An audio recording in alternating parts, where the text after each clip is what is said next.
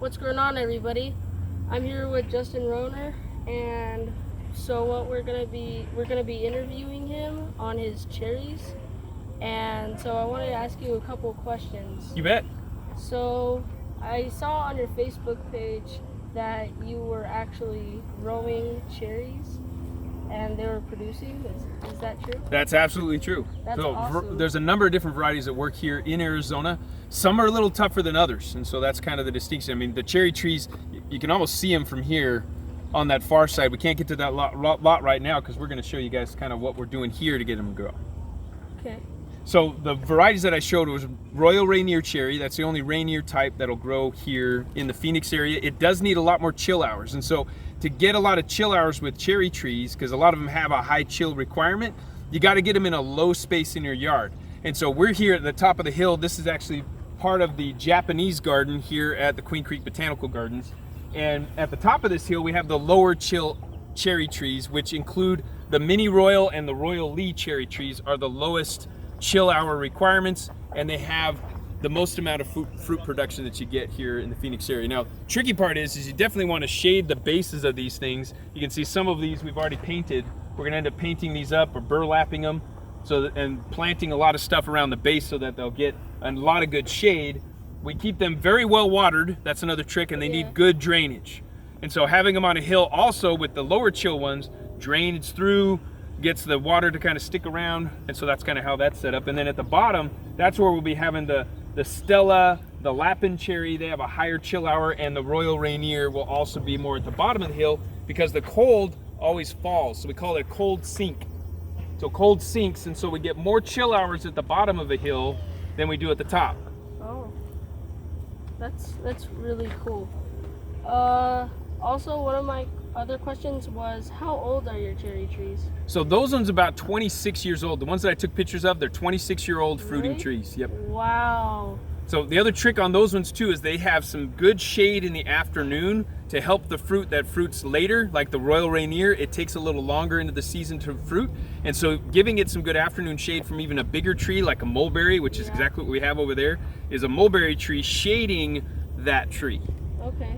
That was gonna go into one of our other questions because we have our cherry trees underneath our mulberry, so that is a good idea. It's a good idea, especially if it's on the east side. So that mulberry tree, if it's on the west, that's the best space for it to be. Okay, I think that's, yeah. Think that's where you got it? Yeah. Somewhere, I forget. Also, another question was, so what do you plan on doing here at the Botanical Garden?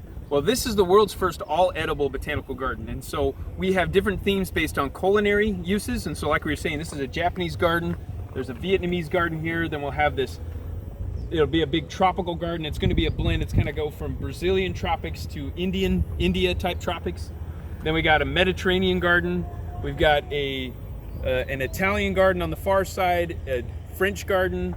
This whole hilltop we call the Mill Creek. So you see our little Mill Creek. This is our little creek that comes around through here. So this is the Mill Creek Medicinal Garden. And so everything up here is medicinal stuff from these different areas. So we take from the Japanese at the very top, we're gonna have a lot of herbs that are medicinal herbs from more of the Japanese culture.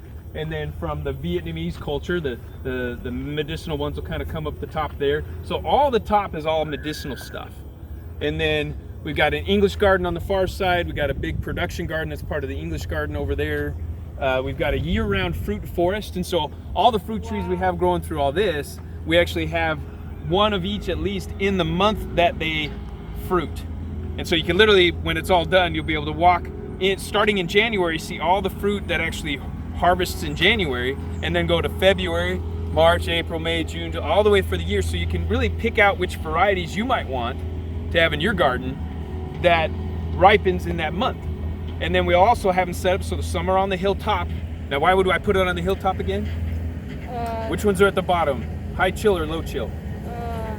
High chill. High chill at the bottom, exactly. And at the top of the hill, it's low chill stuff. So more of our tropicals will be around the perimeter, and all of our stone fruits and stuff will be down in the basin. So it kind of seems like you have a whole world's variety of trees around just your land. Absolutely. So you'll be able to tour the entire world in one little space, you know. Talk about a good staycation, right? Yeah, and it's just right in Arizona. That's right. So yeah, the big water wheel, so this is the grist mill, so it actually is connected to an actual museum grade water wheel. So built after a water wheels from the 1860s. So really cool stuff. So it's like you got history and the world in here. Correct. And the lake is a giant aquaponics system. The entire landscape here is all watering off of that lake. It's 16 feet deep. We got tilapia in there, we got catfish, so we'll be raising freshwater prawns. So the whole entire system is really built to be self-cycling. Wow. And we'll be able to recycle everything here on site. That's awesome. Another question I had for you was, are you planning on making a tropical fruit tree nursery here? Of course. Well, that's a big part of kind of what we're doing. So we're going to cultivate varieties that aren't really accessible. It's like there's a lot of other fruit tree nurseries out here that we definitely want people to go to and check out the stuff they got. I know Don, I guess we call him Seamus O'Leary's. Yeah. So the green life stuff, he's got so many cool stuff over there. I still buy from there. Yeah. He's got some great stuff, and there's a number of other nurseries that are bringing in some great stuff. And if you want to see how they grow, come here, check it out, see how it grows first, and see if it might be something you want to do, because we're going to make sure we set up the environment correctly in a variety of different options so that you can learn a lot. Yeah. And really figure out how it's going to work.